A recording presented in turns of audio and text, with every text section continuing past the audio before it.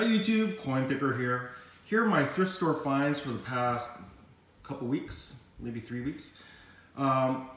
People send me comments about how I find so much silver and so much goodies, but you got to realize, you know, I didn't find it all in one day. It's spread over, I guess, a couple of weeks worth of finds sometimes, because sometimes things are a little bit slow. But, and also, it's the accumulation of, you know, going through many stores. So these finds might represent, you know, finds from, let's say 4 or 5 different stores over those couple weeks. Well, anyways, look what I found here. Some Benjamins. No, actually, it's toilet paper. I'm not gonna actually use it, but I thought it was really funny. And finally got some coins. Let's see here. We have some pre-World War II, like I think they're from 1930 French coins. But the kicker is they are reproductions. I think they were made for jewelry, because they're all the same year, 1930. And I looked up the catalog. Even the real ones aren't really worth a ton of money, maybe like $1 each. But the real ones should be nickel, what's it, copper nickel. And these ones are some sort of pot metal or tin, something like that. But 2 different kinds, 10 centimes and 25 centimes. And we also have some other more modern French coins, 20 centimes from the 90s, 3 1 franc coins from the 60s and 70s, no silver. Some 10 franc coins from the 90s again. Well, I think there's an 89 or over there. We got a German Pfennig. 1 Pfennig. 25, what is this? Centimo? It's from the Philippines.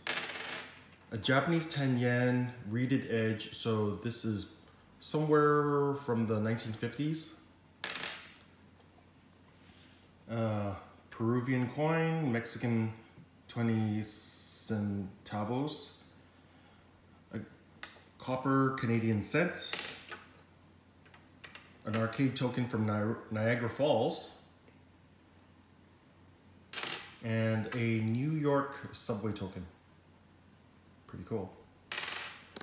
Also found some, what do they call it, gold weights. Well, they call it gold weights from Ghana, Africa, and it's from the Asante people.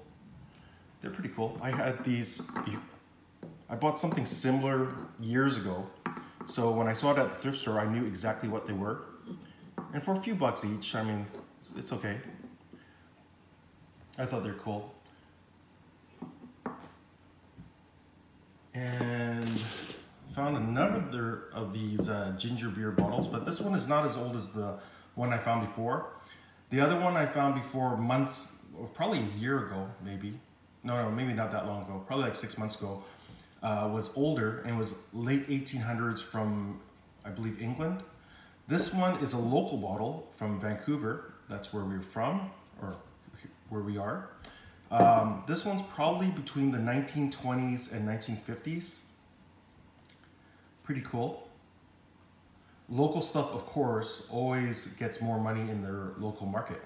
So for $4 and pretty good shape. I mean, there's a tiny little nick, what they call it, flea bite near the edge here. Very tiny, but I'm not complaining. The last older bottle was, I think it was like $5. This one's $4, $3.99. So pretty nice. Add that to my collection. And then we found some silver, of course. This I found at my local thrift store at Salvation Army, $1.99. It's a toothpick holder. And I I think that's, looks like gilt on the inside. It's a little bit weighted silver. But just a tiny bit on the bottom. I'm going to throw it on the scale and we'll see how much it weighs. So 57 grams. Let's take off, I don't know, let's say take off about 10 grams. Even if you take off like 15 grams, you got definitely over an ounce of silver in here, maybe an ounce and a half, maybe. So pretty good for $2. Did find some silver spoons. This one I saw in the display case, and $4.99, I thought it was a little bit pricey for what I usually find them for. And this one, it says here, what does it say here? Sorry, I gotta read it. Imperial Order, Daughters of the Empire. So I saw this for $4.99. I thought, it's an okay price. I'd rather pay like under $3, under $2.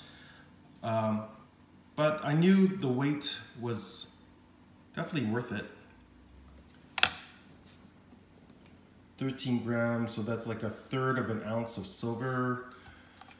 So that is in Canadian dollars, like, I don't know, $7, made a few bucks off that.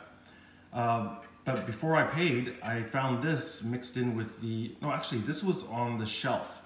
For some reason it was on the knick-knack shelf for 99 cents. So when you put this together, it pretty much averages $3 a spoon, which is my usual price. And this one is a little bit on the light side. 7 grams, 8 grams. That's like 1/4 of an ounce, like $5 Canadian. And this one says Expo 84, yeah, World's Expo 84 for US. And it says US Pavilion. Pretty neat. And just the other day,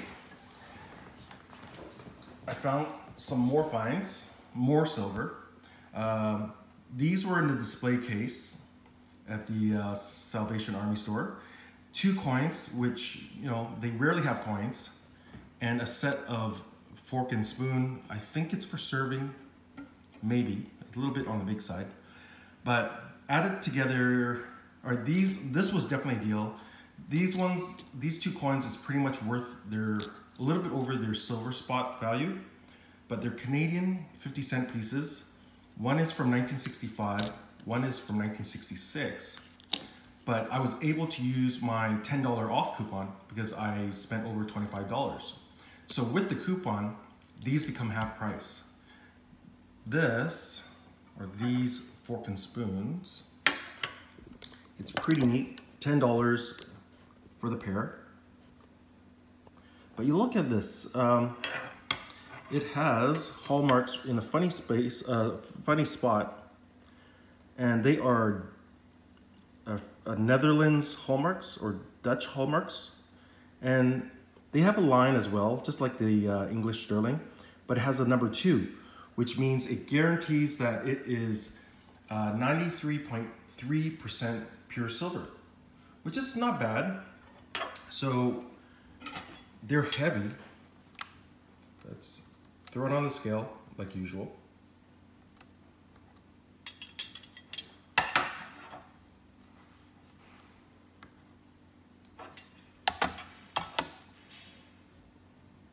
$118.19 grams. Awesome. So it works out to be like $60 Canadian just for these spoons, and like 6 times my money. And the year mark on this, I did look it up. It's funny because it's like 1965, and one of these coins that was in the same case is also 1965. So I don't know if it maybe came from the same household or donation, or you know, perhaps 1965 had some sort of meaning for the owner. But before I left, I saw this near the cashier's till, like under the counter in the glass, And you know, they treat it as costume jewelry at this price, $6.99, but it is actually Chinese silver. Nice big chunky bracelet. How did I know that? Because there is a mark, but the mark is not really, I guess, not very understandable to most people, unless you read Chinese. Here, I'll show you. They have Chinese characters on the inside. It is a silver hallmark. Right here, see that?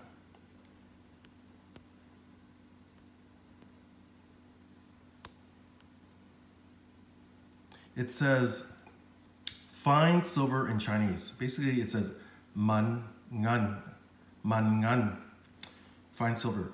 Pretty cool. I guess Mandarin they would say like wen yin.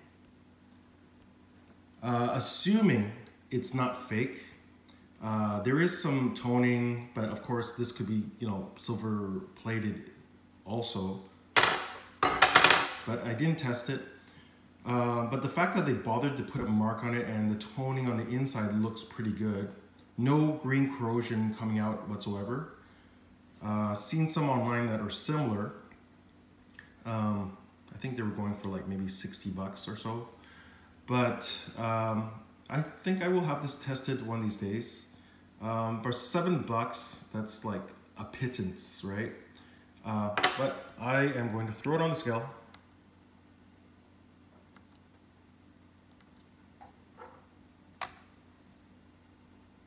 So we're talking about an ounce of pure silver, because if it says fine silver, usually it means like maybe coin silver, maybe sterling. Not really specific, but the character for fine is actually in more, what do you call it, in simplified Chinese character, which means it's most likely made in mainland China, because after 1949, the communists took over China, and they later on implemented simplifying of characters so that I guess the peasants can learn how to read and write more easily compared to the traditional characters that were like lots of strokes. Simplified, just like the name entails, uses less strokes, so it's more like a shorthand version of Chinese. I mean, I look at the quality of it, and the quality does look like, you know, the real thing, but I will check, I guess, in the future and let you guys know. Anyways, again, these are fines over the probably right closer to 3 weeks. So it's not like a one-day fine. I didn't find like all this just the other day. Well, I mean, I found all this the other day, but all these other items, you know, in the past couple of weeks. So I hope you enjoyed this fine, or these fines. Please like, comment, definitely comment, and subscribe. Coinpicker out.